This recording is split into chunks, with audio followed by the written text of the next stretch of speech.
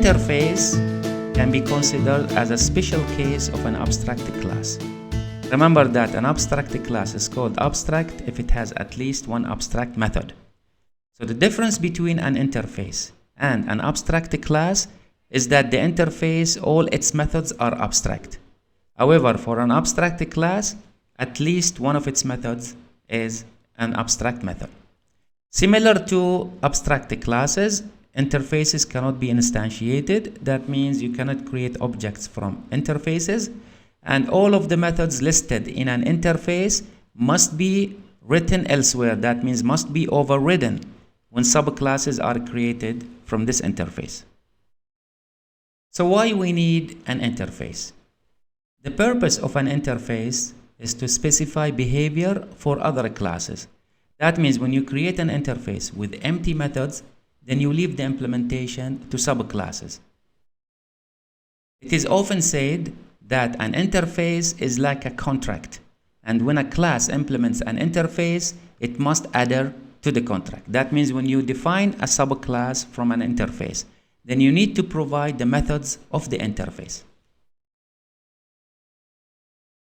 An interface looks similar to a class, except that the keyword interface is used instead of the keyword class, and the methods that are specified in an interface have no bodies, only headers that are terminated by semicolons.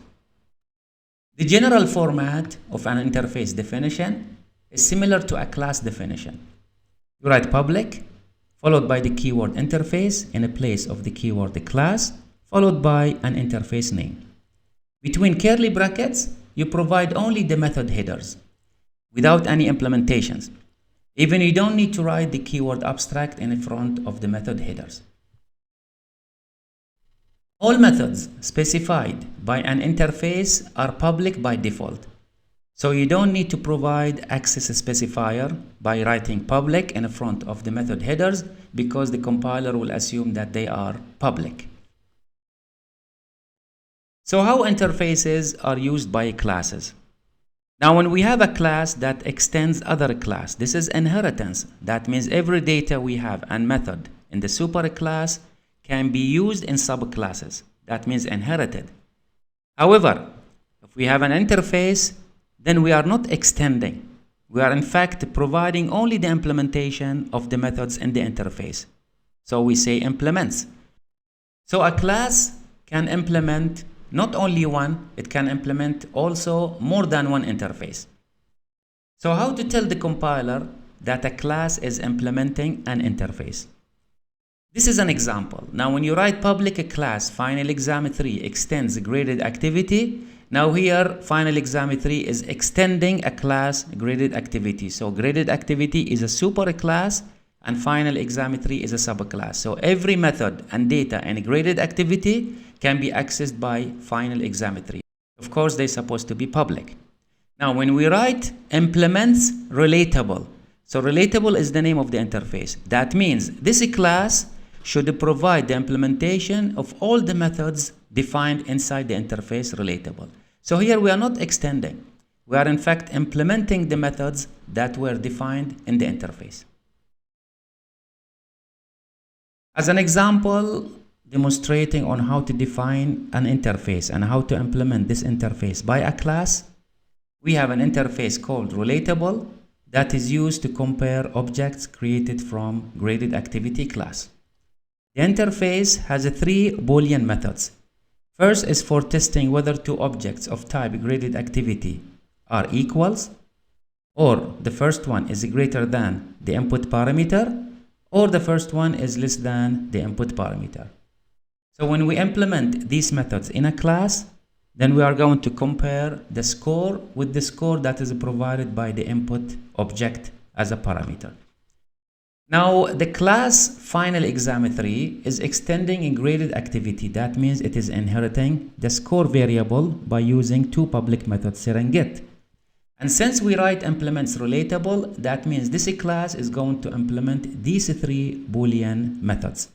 So we have to provide their definitions. Let us go over the class, over the data, as well as the methods.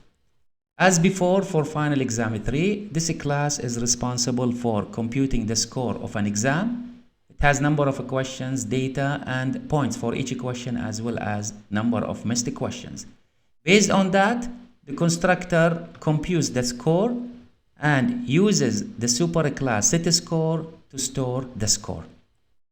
Now, on the other hand, for the implementation for the interface, we have 3 methods. We need to provide their implementation. This is the implementation for the equals method. As you can see, it compares the score of the current object with the score of the parameter object. If both scores are equal, then this method returns true.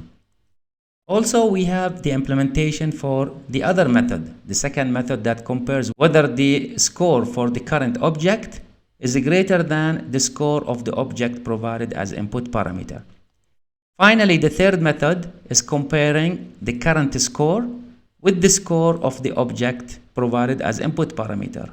If the current score is less than, then this method will return true.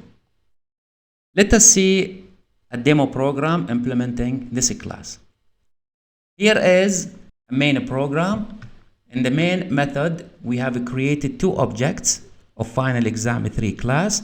One is called exam1, the other one is called exam2. Remember that inside the class final exam 3, we have the implementation of the 3 methods. Now, for the first exam, there are 100 questions. The student has missed 20 questions. So the constructor, when we create this object, will compute the score. Next, for exam 2, the exam has 100 questions and the student has missed 30 questions. So when we call the constructor final exam 2, it will compute also the score for exam 2.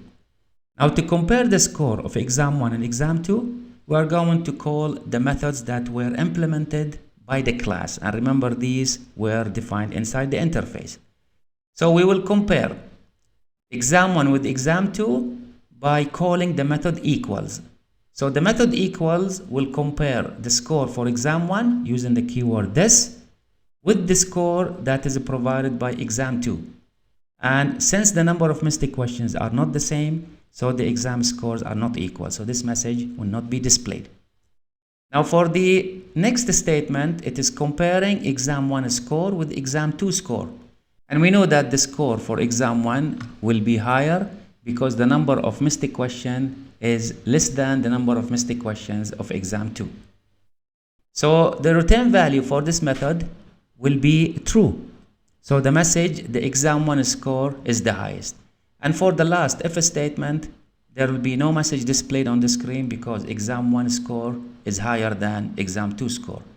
By the way, here we should use else, if else, if else, if else, because if exam 1 score is equal to exam 2 score, definitely this testing and this testing for the second and third if statement will be false. And if one score is greater than the other score, then definitely they are not equal, and definitely the first one is not less than the second one.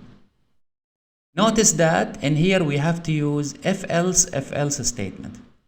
Notice that here we have to use multi-branch. Notice that here we need to use multi-branch if statement. Why? Because the 3 conditions are mutual. Notice that in this if statement, we have to use multi-branch if statement. Why? Because one condition will be true at a time. So if the first condition is true, then the second and third will be false. And if the second condition is true, then the first one and last one are false. So therefore, we have to use if, else if, else.